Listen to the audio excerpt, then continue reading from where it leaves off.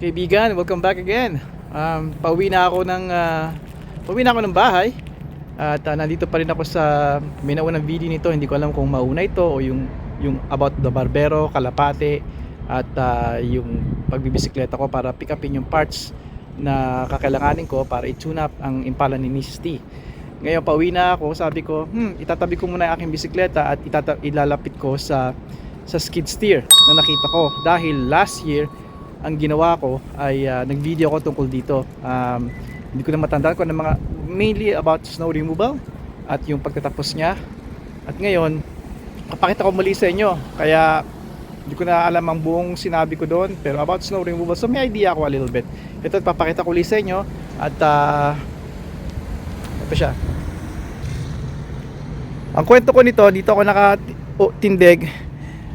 Naalala ko noon, ang kwento ko nito ay tungkol sa maikling impormasyon tungkol sa skid steer. Alam nyo kaibigan, itong mga ito, may mga kumpanya yan. Sabihin na natin kumpanya ko to, halimbawa lang. At ito ay kontrato ko itong plaza, itong kabuuan ng plaza dito. Sabihin natin plaza EDSA. Ang pangalan ng plaza na to. Yung may-ari nito, kukontratahin ako, sabihin na, Lenny, Lakay, pwede bang ikaw maglinis, gumawa ng snow removal sa ngayong winter.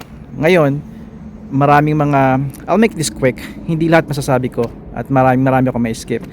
Dalawang uri ang typical na bayaran dito sa pagtatanggal ng snow, mapabahay man o plaza. Let's stick dito sa plaza.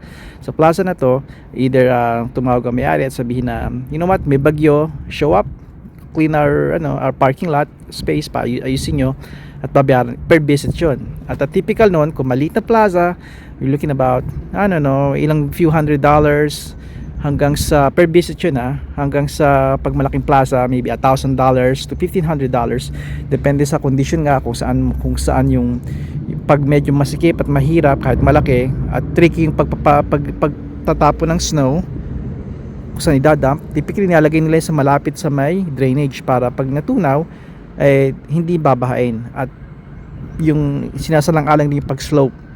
Kung ito yung mataas na bahagi nito, tatambak nyo dito, hindi maganda. Bukod sa malapit sa building ay pag natunaw yung snow, yung yellow natunaw, naging yellow yun at maaaring madulas sa mga tao. Bukod pa nun, okay, ayokong lumawig, let's stick to this. Kaya sabihin natin malaking plaza, $1,000 a visit. So I show up with my plow truck o ito at I clean up, magki-clear ako at babayaran ako ng $1,000 or ikukontrata ako. Okay?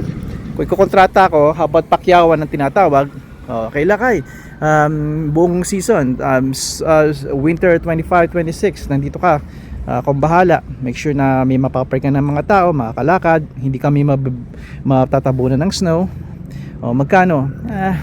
Pag-usapan ninyo yon. Again, depende sa mga gamit.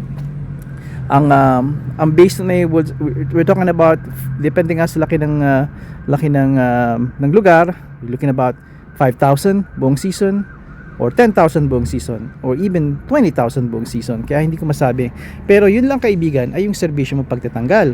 Bukod doon, babayaran pa nila yung traktora mong dadalhin. At syempre may nakalaan silang lugar, katulad nitong plaza na to, may nakalaan siyang lugar para dito sa ipapark ko yung yung aking tractor para hindi na ako pumunta ron.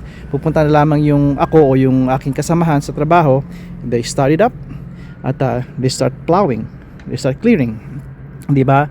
Kaya may nakadedicate silang lugar dyan. At kadalasan sa mga plaza, sa mga mall, meron yon, isa o dalawang lugar, kaya para sa kanya lang yon.